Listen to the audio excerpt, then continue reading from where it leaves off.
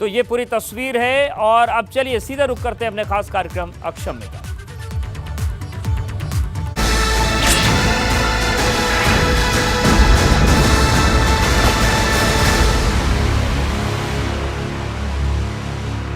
Please मुझे बचा लो, आज रात मुझे मेरे भाई और मम्मी इंजेक्शन लगाकर जान से मार दी। गाजियाबाद की गुलअफशा के आखिरी शब्द ये साबित हुए।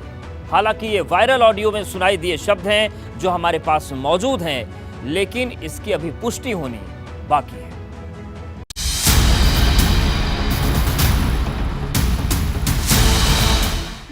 समीर मेरे लिए इंजेक्शन लेकर आया तो इंजेक्शन लेकर आया है मेरे लिए, तो इंजेक्शन लेकर आया है मेरे लिए। समीर हाँ इंजेक्शन कौन लाया? कौन लाया? हाँ काय का? मुझे नहीं पता, इंजेक्शन लेकर आया है, बहुत सारे लेकर आया है समीर। फिर भी घबरा रही हो? समीर मैं तुमसे बार बार मदद मांग रही हूँ, बार बार मजाक मत दे रहे हो। प्लीज मुझे बचा लो, आज रात मुझे मेरे भाई और मम्मी इंजेक्शन लगाकर जान से मार देंगे। अपने दोस्त को फोन पर कहे गए गुल अफशा के ये शब्द आखिरी शब्द साबित हुए और उसके बाद जब फोन बजा तो मौत की खबर आई। रात मेरे पास उसकी कॉल आई थी कि उसके घर वाले उसे परेशान कर रहे हैं कि आज मुझे मार देंगे मेरे घर वाले, कि मुझे कैसे भी करके यहाँ से बचा लो, मुझे निकाल लो। मैंने कहा ऐसा कुछ भी नहीं हो रहा। मैंने उसे बहुत समझाया, मैंने कहा ऐसा घर वाला कोई नहीं करता, फिर भी उसे ज़बरदस्ती करके उसे गला घोट कर मार दिया गया। मेरे पास उसके सारे एविडेंस हैंगे, रिकॉर्डिंग हैगी, सब कुछ हैगा मेरा उसका। गाजियाबाद के घंटाघर कोतवाली की गुल अफशा ने मौत से कुछ देर पहले अपने दोस्त को फोन करके आप बीती बताई थी और कहा था कि मेरा परिवार ही मुझे आज रात मौत के घाट उतार देगा। हालांकि लड़की के फ्रेंड ने सोचा कि ऐसे कोई परिवार किसी को कैसे मार सकता है। बाद में पुलिस को एक शव की जानकारी मिली। तो सूचना मिली कि उसके अंतर्गत पड़ने वाले स्नान नगर क्षेत्र में एक आवास में एक युवती जिसकी उम्र लगभग 20 वर्ष है, उसका शव उसी के घर में पड़ा हुआ है। तत्काल ही पुलिस मौके पर पहुंच गई एवं फॉरेंसिक टीम को बुला लिया गया है।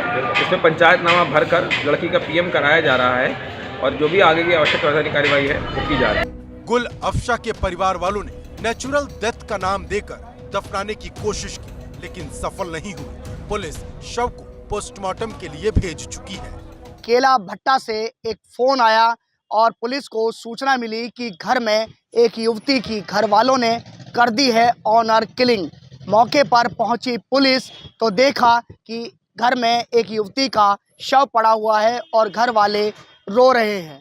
पुलिस ने शव को कब्जे में लेने के बाद पोस्टमार्टम के लिए भेज दिया। शुरुआती दौर में अभी पुलिस इसे हालांकि ऑनर किलिंग नहीं मान रही।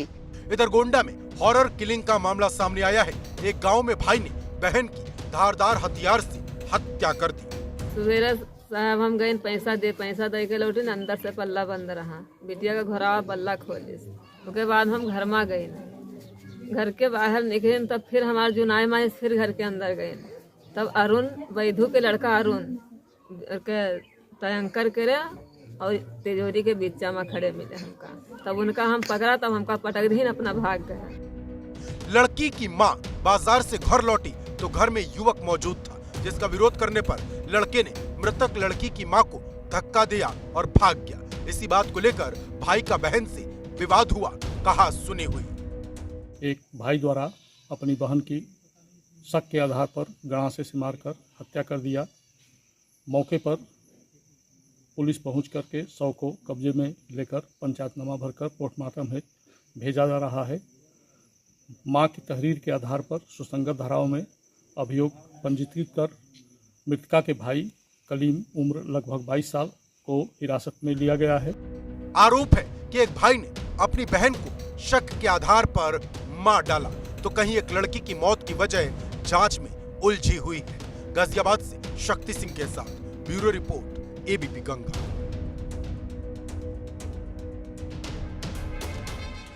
फिल्म पुष्पा का वो सीन आपको याद होगा जब दूध के टैंकर के जरिए तस्करी की जा रही थी। आज लकड़ी के दरवाजे जैसे खांचे में छिपा कर रखी गई शराब देखिए। तस्करों ने शराब लकड़ी के 6 दरवाजों में छिपाई थी। पुलिस का दावा है कि इतनी बड़ी मात्रा में शराब को तस्करी करते हुए बिहार तक पहुंचाना था। फिल्म पुष्पा का वो सीन तो आपको याद ही होगा, जब दूध के टैंकर के जरिए तस्करी की जा रही थी। अब लकड़ी के दरवाजे जैसे खांचे में छिपा कर रखी गई शराब देखिए।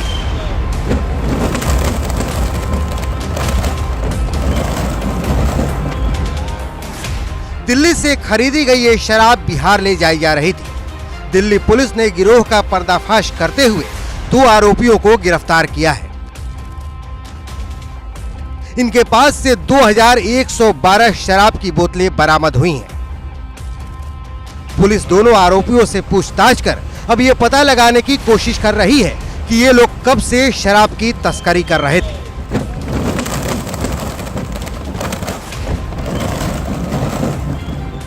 आउटर नॉर्थ डिस्ट्रिक्ट के स्पेशल स्टाफ ने इंफॉर्मेशन बेसिस पे एक टेम्पो को पकड़ा, जिसके अंदर से 6 वुडन डोर मिले, जिनके अंदर कंसील करके 2000 से ज़्यादा विस्की की बोतल्स स्मगलिंग के लिए बिहार के लिए लेके जाई जा रही थी। इसको पकड़ने पे टेम्पो को, लिकर बोतल्स को और इसके साथ में 2 लोगों को अरेस्ट किया गया है। तस्करों ने शराब लकड़ी के 6 दरवाजों में छुपाई हुई थी। पुलिस का दावा है कि इतनी बड़ी मात्रा में शराब को तस्करी करते हुए बिहार तक पहुंचाना था। पुलिस को स्पेसिफिक इनपुट मिला, जिसके बाद ये कार्रवाई की गई। इन लकड़ी के दरवाजों को जो इस तरीके से बनाया गया है कि उनके अंदर शराब को छुपाया जा सके। आरोपियों के नाम रोशन राय और सर्वजीत सिंह है, जो टाटा एस टेम्पो में शराब को लेकर जा रहे थे।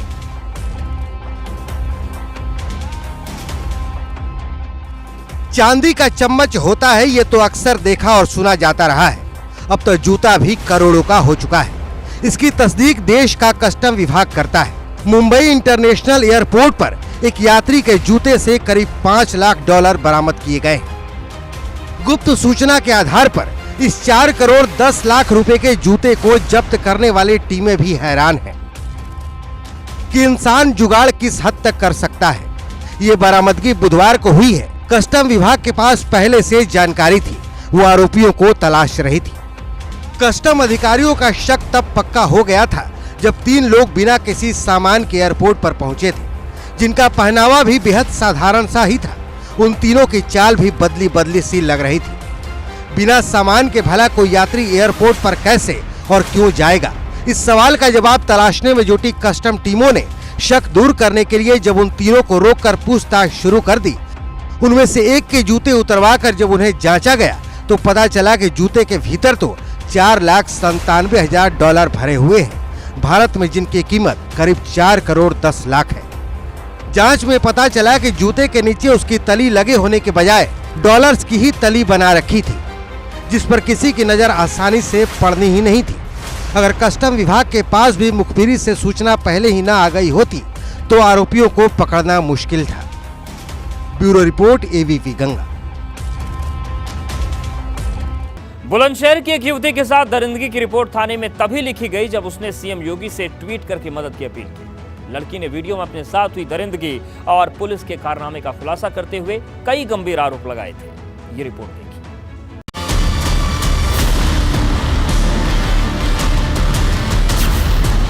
लव जिहाद वाली मोहब्बत, 2 लाख की प्यार वाली साजिश, हर शहर में धर्म बदलता प्यार, साजिश के अब तक कितने शिकार।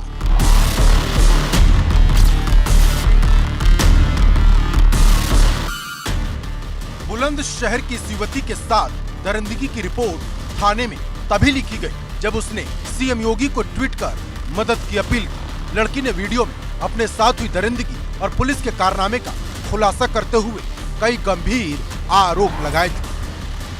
जी, मैं एक हिंदू लड़की हूँ।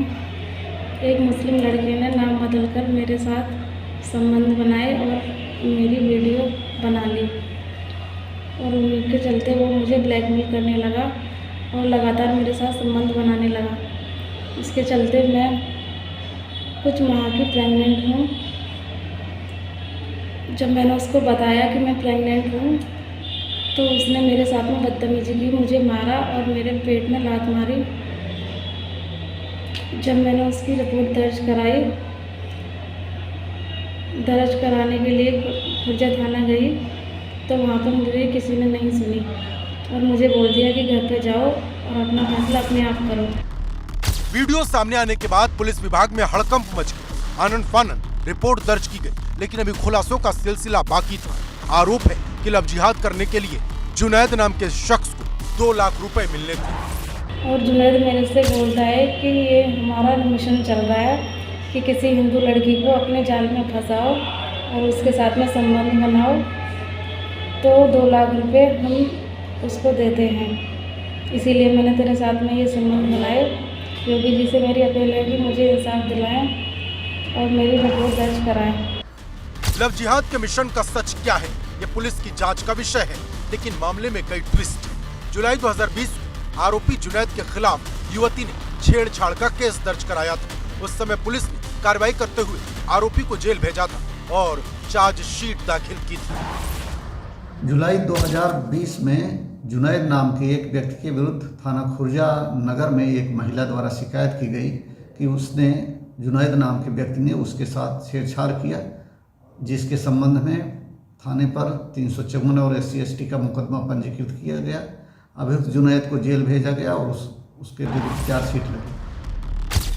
आरोप है कि जेल से छूटने के बाद जुनैद ने गहरा जाल बुना, लव जिहाद के मिशन पर लगा, लगातार उसी युवती का पीछा किया जिसने उसे जेल भिजवा दिया, सलाखों के पीछे बंद करा दिया था। जुनैद ने महिला को झांसे में लिया, उससे शारीरिक संबंध बनाए, वीडियो बनाकर ब्लैकमेल किया और प्रेग्नेंट होने पर कहा कि हमारा मिशन था।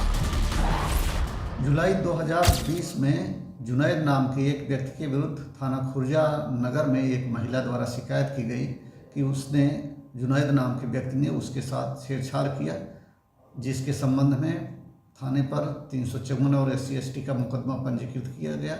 अभियुक्त जुनैद को जेल भेजा गया और उसके विरुद्ध चार्जशीट लगी। जेल से छूटने के बाद वो पुनः महिला के संपर्क में आता है और ये कहता है कि हमें अपनी गलती का एहसास हो गया है। इस आधार पर महिला को उबाला फुसला के झांसा दे करके फिर उसके करीब आता है। महिला का आरोप है कि इस तरह से उसने हमको बहलाया फुसला और मेरे साथ पुनः संबंध बनाए। इस आधार पर उसके ने पुनः शिकायत की है महिला ने और उसकी तहरीर पर संबंधित धाराओं में मुकदमा पंजीकृत कर लिया गया है। और वीडियो सामने आने के बाद पुलिस ने केस दर्ज कर लिया, जांच का वादा भी कर दिया, लेकिन कई सवाल हैं। आखिर सीएम योगी से अपील का वीडियो जारी करने से पहले पुलिस ने पीड़िता की रिपोर्ट क्यों नहीं दर्ज की? क्या पहले केस दर्ज करने लायक नहीं था? अगर पहले केस दर्ज करने लायक नहीं था तो वीडियो जारी होने के बाद केस कैसे दर्ज हो गया? क्या यूपी के थानों में शिकायत दर्ज करने से पहले सीएम योगी से अपील करना जरूरी है? Bureau report, ABP Ganga.